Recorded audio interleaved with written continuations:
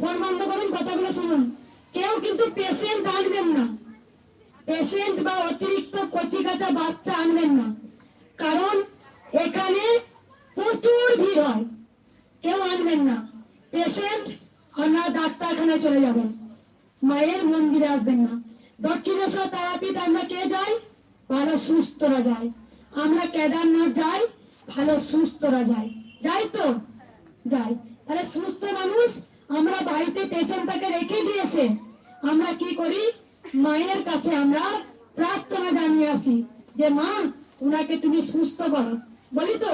তাহলে মা তো সেই একটাই, দক্ষিণেশ্বর তারাপীঠ আদ্যাপীঠ মা মহামায়া, মা কিন্তু একটাই।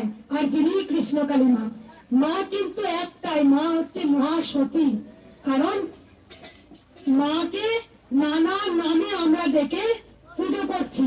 তাই কেউ পেশেন্ট আনবেন না। পেশেন্ট কিন্তু সিকিউরিটিকে বলাই আছে কোন পেশেন্ট ঢুকতে পারবে না, হয়েছে? ডাক্তারও করতে হবে, ভগবানও দেখাতে হবে। আমাদের যখন প্রসব যন্ত্রণা শুরু হয় আমরা কোথায় যাই? আমরা কোথায় যাই? নার্সিং হোমে যাই, যাই তো? তাহলে ভগবান ডাক্তার সৃষ্টি করেছেন, উকিল সৃষ্টি করেছেন, জজ সৃষ্টি করেছেন, পুলিশ সৃষ্টি করেছেন, তার লীলা খেলা।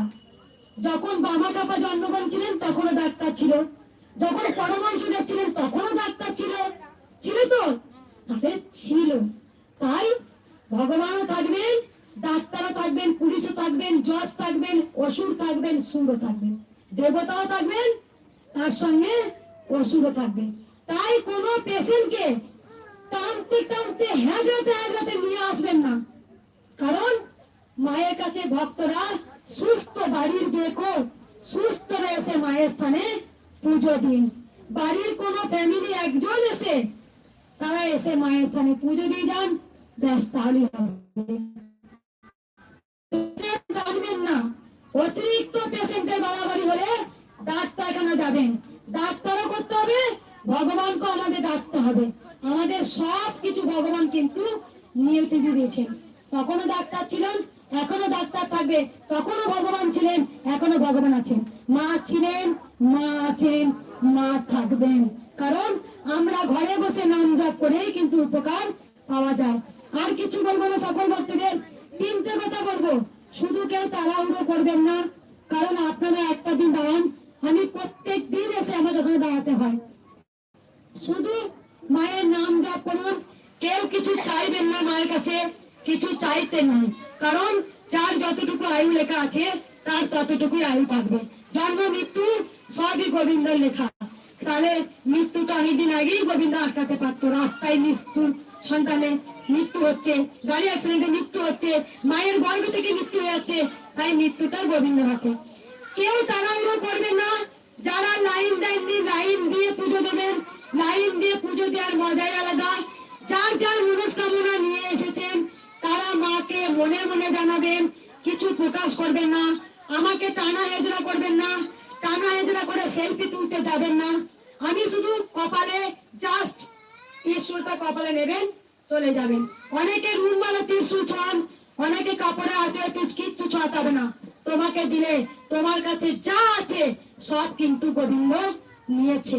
তাই অকর্ম কুকর্ম ছেড়ে আমরা গোবিন্দ ভজন করব। যিনি কৃষ্ণ তিনি কালো, যিনি শ্যাম তিনি শ্যামা। পরমহংসদেবকেও কিন্তু চিকিৎসা করা হয়েছিল। তাই ডাক্তারও করতে হবে, তার সাথে সাথে আমরা গোবিন্দর নাম ভজন করব। গোবিন্দ বলেই গেছিলেন, ভরা কলি যুগে যখন আমি আসবো আমার নাম তোদের মুখে বলতেই হবে। শুধু একটা কথা বলবো, কেউ তাড়াহুড়ো করবেন না। যারা লাইন দেননি লাইন দেবেন, আমাকে আধ ঘন্টা সময় দিন। আমাকে কেউ প্রণাম করবেন না। আমি মাকে যেমন করে পুজো করি পুজো করব। আমি কি বলবো? উনি ভালো না, উনি ভালো। আমি কি বলবো? সবার মা মঙ্গল করো। যখন আমি আরতি করি না, তখন আমি আরতিটা নিয়ে এসে মাকে প্রথম বলি, মা তুমি ভালো থাকো, তুমি ভালো থাকলে গোটা জগৎ ভালো থাকবে, আর তোমার এই অবুঝ সন্তানদের তুমি ভালো রাখো, সুস্থ রাখো, তাদের জীবনে তুমি আলো দাও। এদের যদি ন্যায় অন্যায় কিছু থাকে, বা কিছু ভুল ত্রুটি করে থাকে, এদের সমস্ত ঝড় তুমি আমার মাথার উপর দিও।